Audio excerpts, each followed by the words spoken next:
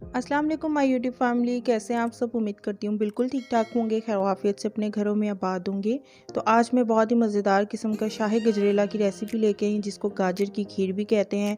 ये बहुत ही डिलीशियस और टेस्टी बनने वाली है। आप वीडियो को लास्ट तक देखेंगे तो खुद ही समझ जाएंगे। चलें जी, अब इसकी रेसिपी की तरफ चलते हैं। उससे पहले अगर चैनल सब्सक्राइब नहीं किया तो काइंडली वो सब्सक्राइब कर दें, बेल आइकन को भी प्रेस कर दें ताकि फ्यूचर में आने वाली नोटिफिकेशन आपको रिसीव हो जाए। किचन में चलते हैं। किचन में हम आ चुके हैं। यहाँ पे 7 से 8 अदद हमें गाजरें चाहिए। इसको जी हमने अच्छे से धो लिया था। उसके बाद जी हमने इसके ऊपर से छिलके उतार लिए थे। उसके बाद जी हम इसको कद्दूकश कर लेंगे। बहुत ज़्यादा मुश्किल काम नहीं है। अगर हम लोग बनाने पे आएँ तो भाई बहुत इजी है, सब कुछ इजी लगता है। मुझे तो कुकिंग के मामले में कुछ भी अब बहुत ज़्यादा डिफ़िकल्ट नहीं लगता। तो दूध हमने यहाँ पर 2.5 किलो ले लिया। इसको हम बॉयल करेंगे। मैं वो बात कर रही थी कि भाई कोई चीज़ अगर आप बनाने पर आते हैं तो वो डिफ़िकल्ट नहीं होती, बस दिखने में डिफ़िकल्ट होती है, बट आप जब बनाने लगते हैं तो वो बहुत ही ईजी होती है। चलिए जी, अब हमने इसके अंदर जो है कद्दूकश की हुई गाजरें वो हमने ऐड कर दी थी। दूसरी साइड पे जी मैंने चावलों को रखा हुआ था आधा घंटा पहले भिगो के, हाफ़ प्याली, ठीक है, पानी ऐड करके।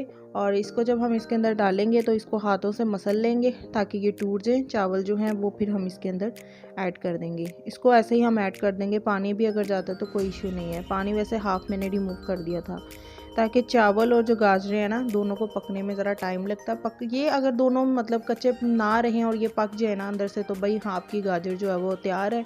ये कच्चा नहीं रहना चाहिए, और मुंह में जब आता है ना तो बहुत ही अजीब लगता है। यहाँ पर जी मैंने लिया इलायची, ठीक है।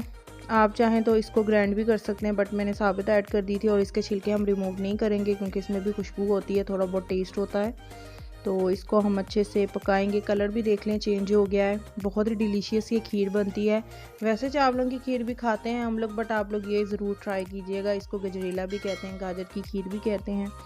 यहाँ पर देखें जी, ये हमने हाफ़ प्याली में इसके अंदर शुगर ऐड कर दूंगी, क्योंकि हमारे घर पे मीठा बहुत कम खाया जाता है, इसीलिए मैंने मीठा कम डाला था। अगर आपके घर पे मीठा ज़्यादा खाया जाता तो आप 1 प्याली भी ले सकते हैं। ये हार्ड होना स्टार्ट हो गई है, हमने इसको और ज़्यादा हार्ड करना है, ठीक है। इसको अच्छे से मिक्स करते जाएंगे। और जब आप इसके अंदर चीनी ऐड कर लेंगे ना, तो आपने इधर उधर बिल्कुल भी नहीं होना, बल्कि इसको इसी तरह मिक्स करते रहना है, हर 2 मिनट के वक्फे पे, हर 3 मिनट के वक्फे पे। क्योंकि जब आप इधर उधर हो जाते हैं, अक्सर भूल जाते हैं। मैं कुकिंग करते करते ना, मतलब अंदर रूम में आ जाते हैं तो मैं भूल जाती हूँ, मैंने तो ये रखा था। तो शुक्र है बच जाता है, बट आप लोगों ने ये चीज़ बिल्कुल भी नहीं करनी।